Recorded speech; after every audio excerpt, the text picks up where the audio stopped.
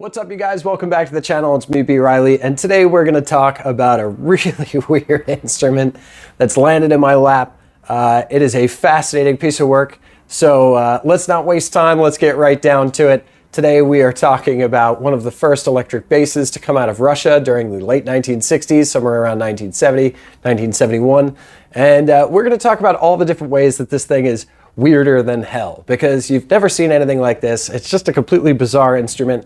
And there are parts of it that are really quite confusing to look at.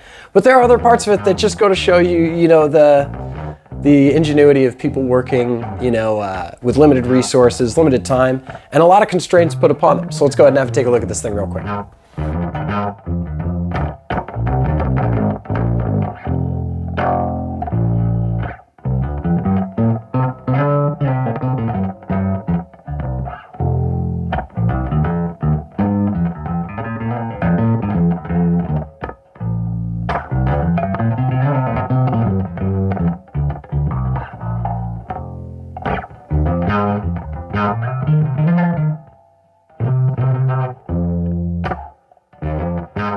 Now, when we look at this bass, what we need to do is we really need to take a minute and focus on the situations that created such an odd piece of artwork.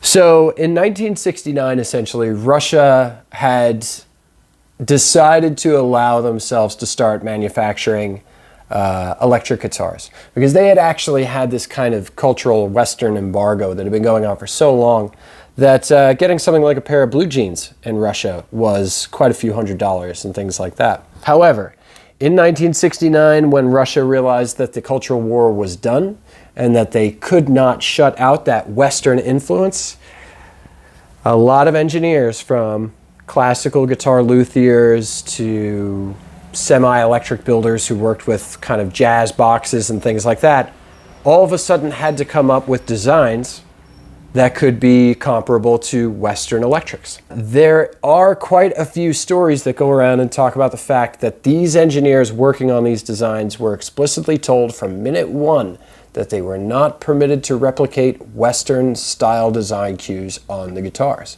So they had to build an electric guitar, an electric bass, but it could not look like an American counterpart. And number two, the fact of the matter is that a lot of the facilities that were building these were kind of pop-up facilities. They would pop up in Leningrad, they would pop up in Moscow, they would pop up somewhere else. And then production there would shut down completely. The designs would be moved over to another facility a few years later, and they would start manufacturing them there. Starting in 1969, 1970, these went out in both guitar and bass formats. But looking at this thing, you could see right off the bat that it seems almost deliberate and contrary in its design to most Western style manufacturing of electric guitars.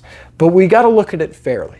Even though it was 1969, 1970 when this particular instrument was being designed, the truth of it is that Russia had really been isolated and compartmentalized very, very heavily in a popular sense. So essentially what was happening is that even though it was 1969 and they were designing these models, they had never really worked with electrics. They were kind of standing where Rickenbacker and Fender were somewhere around 1951, 1952, kind of using whatever bits and bobs they could get, knobs from stereo units. So you do start to see this. I mean, this model's from 1970 and is wearing flathead screws, front and back, top to bottom. And it's obvious that some of the things on here were designed for different appliances and different applications, but they've been kind of cleverly cobbled together, so you really can't hold it against them.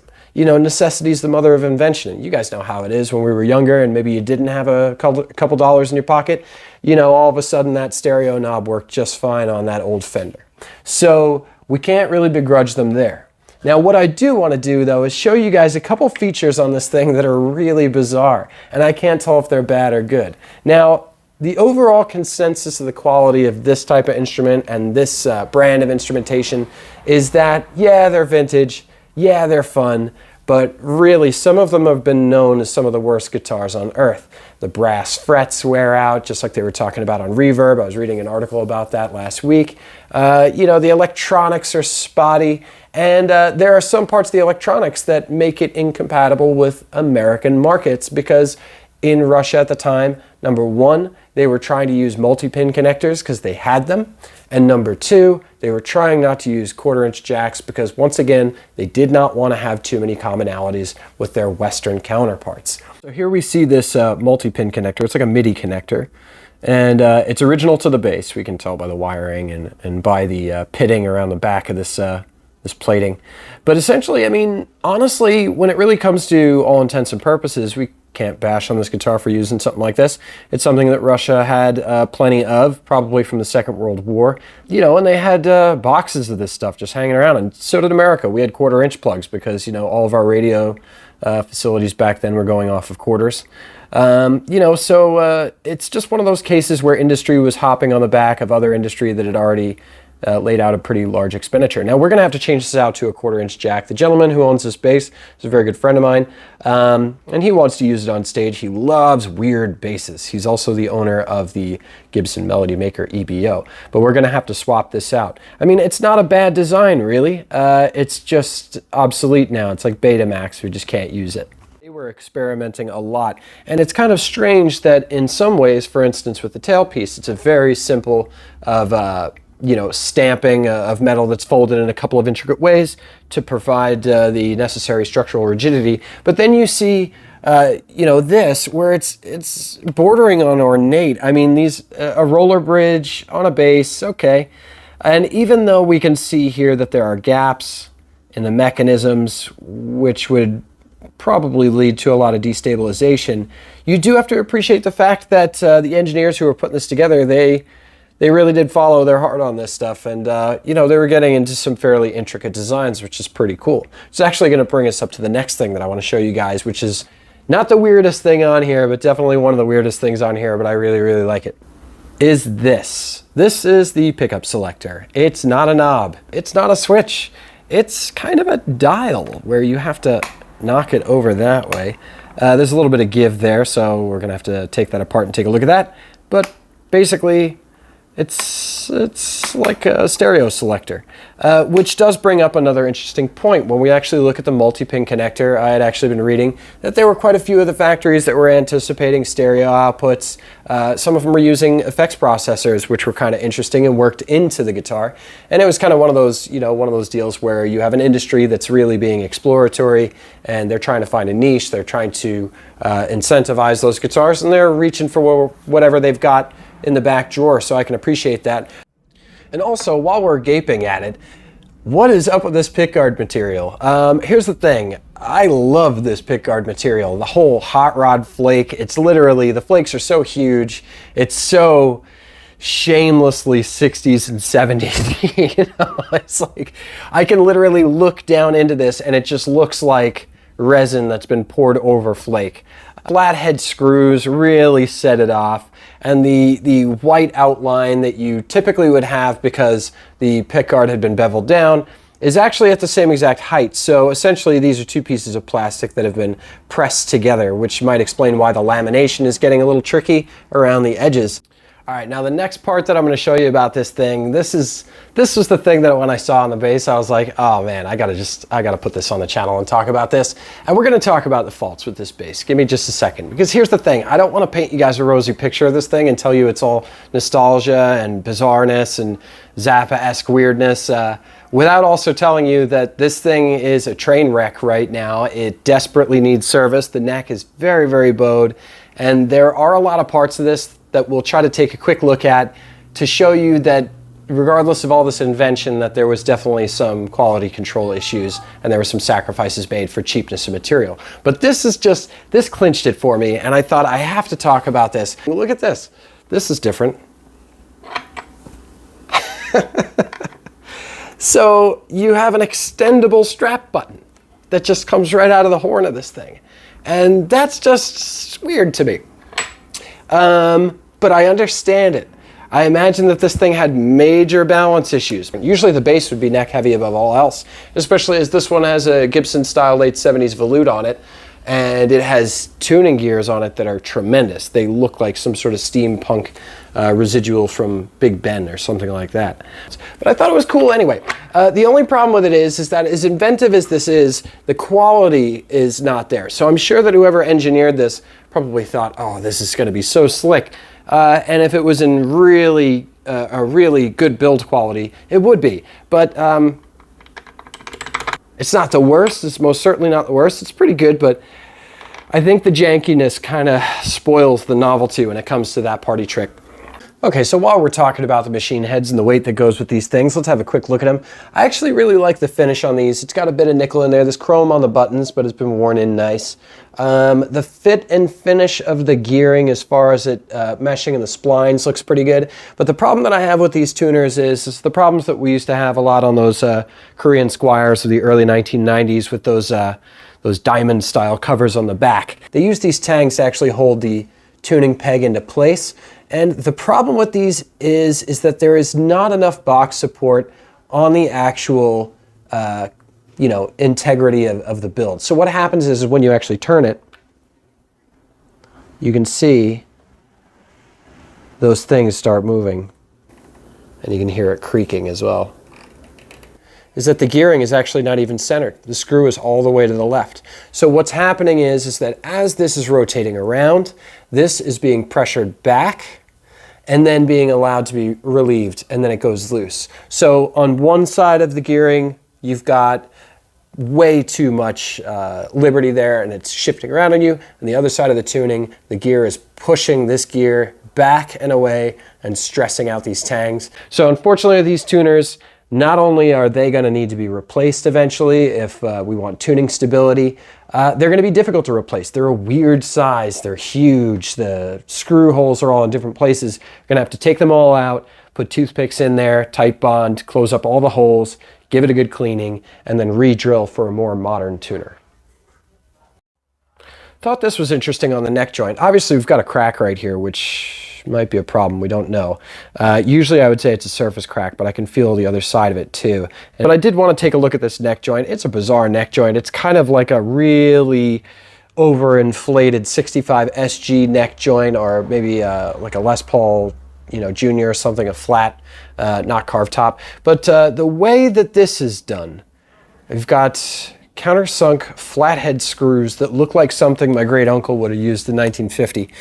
Those appear to be original to the base, and it also looks as though at one point in time there was a cover over this. There are small holes, and I can see the impression of a line right here. Ends of these frets really are in dire need of work, and I think we're going to have to do that.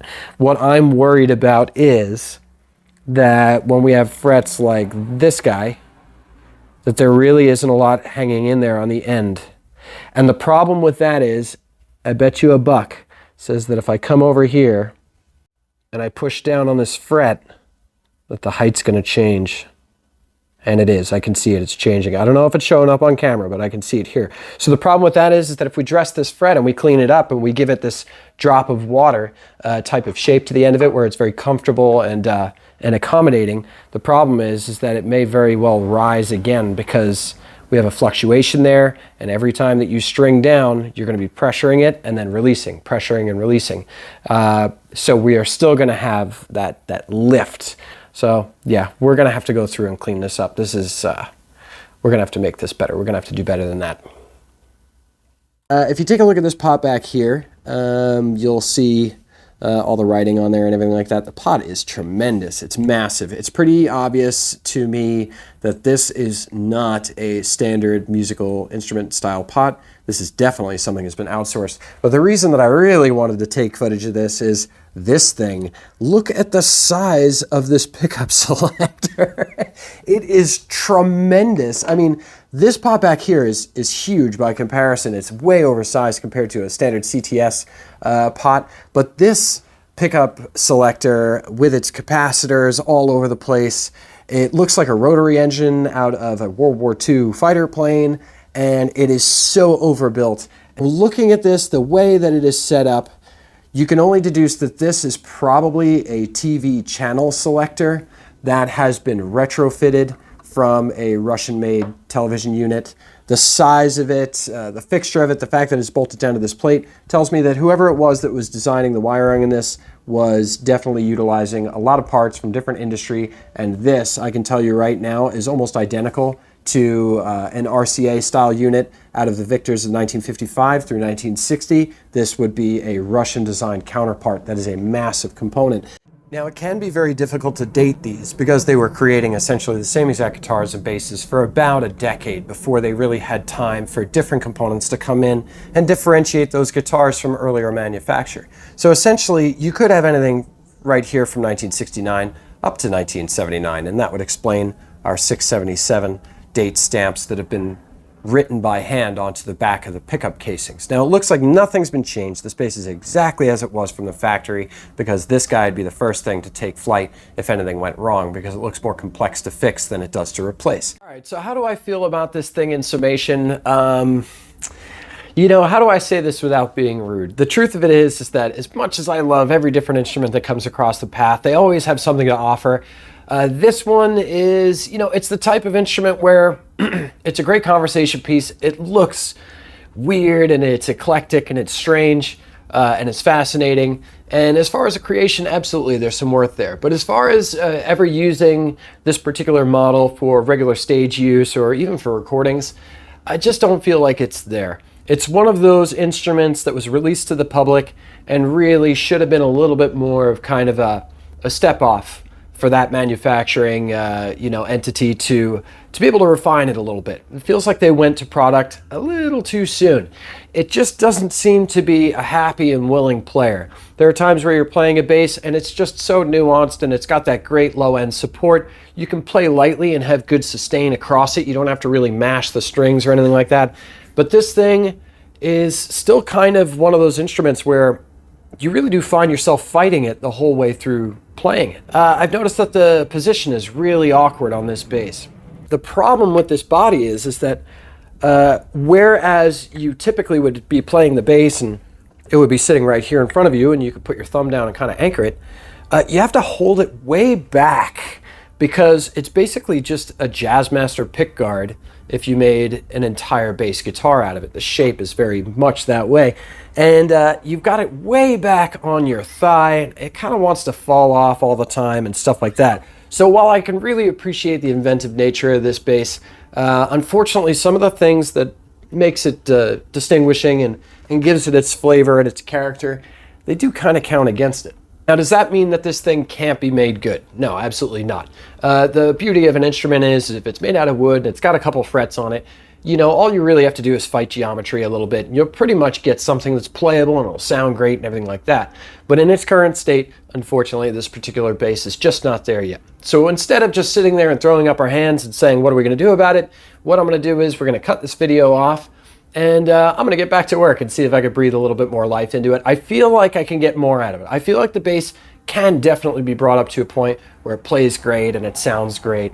And it already looks super quirky and cool. So it's got that part down. Just taking a chance to kind of point a lens at a less recognized, you know, portion of us, you know, because we're all taking these things apart and putting them together and playing them and taking them on stage and stuff like that. So it's just a less explored side. Anyway, I hope you guys enjoyed the video. I hope you have just a beautiful afternoon. I don't know if you guys follow on Instagram or anything like that, but this is the week where we crossed our threshold of subscribers, which is really, really greatly appreciated. I don't really like asking people to subscribe on the channel. I'm kind of always of the mind that if somebody sees something that they like and things like that, then you know, then they'll find the videos however it is that they are. But if you are a subscriber, I want to thank you a great deal. I really, really appreciate it. We're 2 years in on this channel and it's growing slow, but it's growing and that's all I want from it.